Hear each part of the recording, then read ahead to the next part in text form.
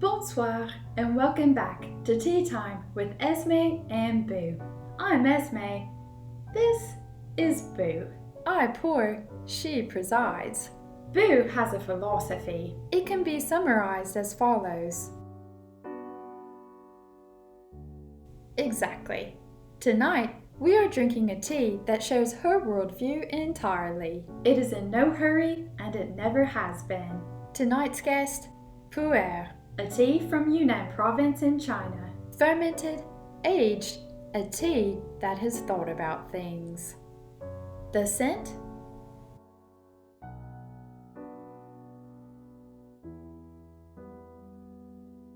Deep, dark, honest in a way that takes a moment to get used to. It smells like a librarian who has been working in the same building for 40 years and has absorbed the place entirely. The flavor?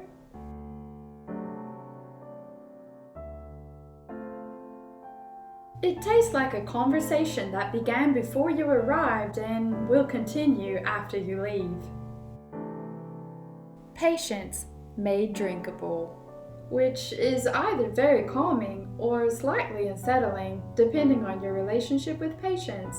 Boo has no such ambivalence.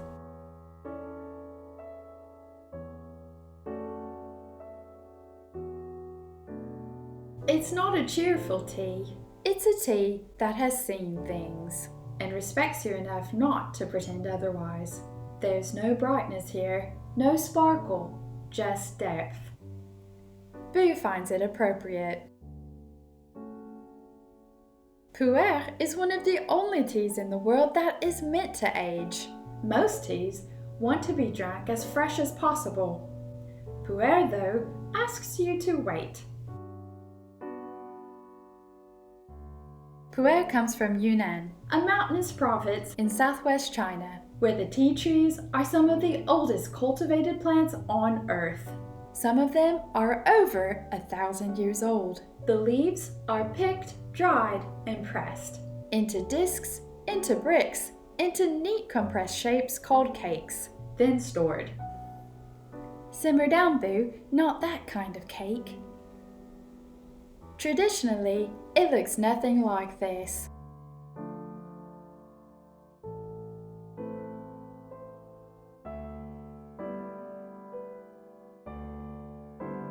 Instead, it is a dense disc of compressed leaves, wrapped in paper, stacked in a warehouse, and left alone for years, sometimes decades. The longer it ages, the smoother and more complex it becomes. All that talk of cake got Boo fired up. The tea was historically transported along the ancient tea horse road, the Chamagudao, a trading route stretching from Yunnan into Tibet and beyond. Merchants carried compressed cakes on horseback across some of the most difficult terrain in the world.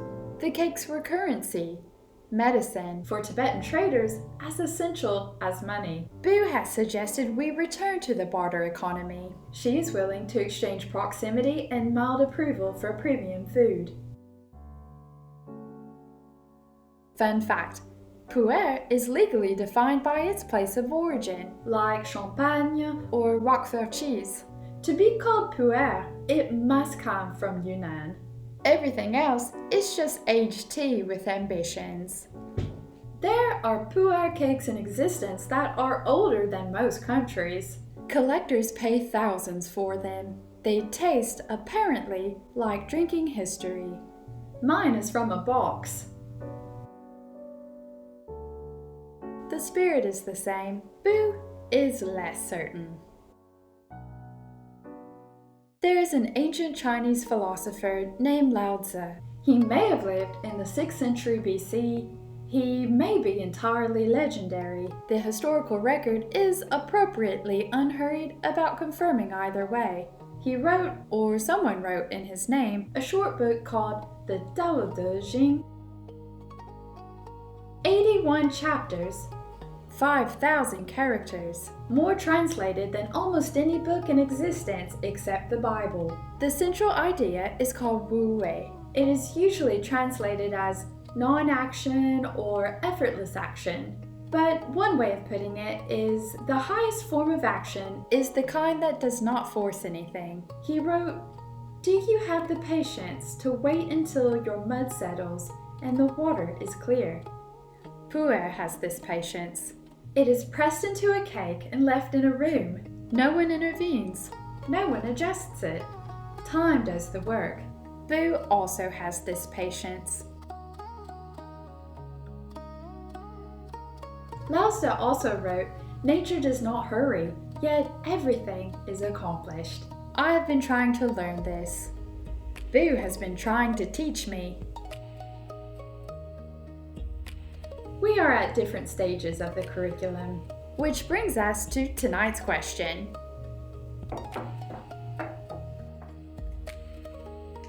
Tonight's question comes from @Sorenbell. They ask, if you remove the leaves, the tea remains, but is the essence of the tea in the liquid left behind, or in the leaves that were discarded? Boo has strong opinions about this.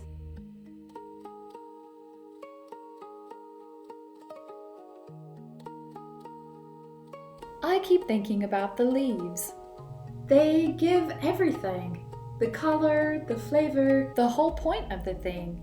And then they are removed, set aside. What remains is the tea. What is discarded is what made the tea possible. Laozi might say the essence is in either. That the tea is the relationship between the two. The leaf and the water, meeting briefly. One giving, one receiving. The cup holding what the conversation produced. Which is either beautiful or asking a lot from a tea bag. Thank you, @Sorenbell. This has been Tea Time with Esme and Boo.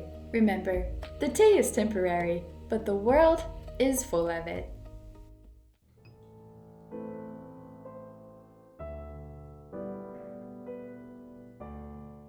If you enjoyed this unhurried pause, please like the video and subscribe for more tea from around the world. Tell us in the comments, what in your life gets better when you stop interfering with it? Boo says the answer is everything. She has been demonstrating this for years. I am beginning to believe her. We'll be reading them. Boo will be waiting. And if you'd like to contribute to the Tea Fund, and therefore to Boo's continued patience on your behalf, there is a link below. It is entirely optional. Boo will not judge you either way. She will.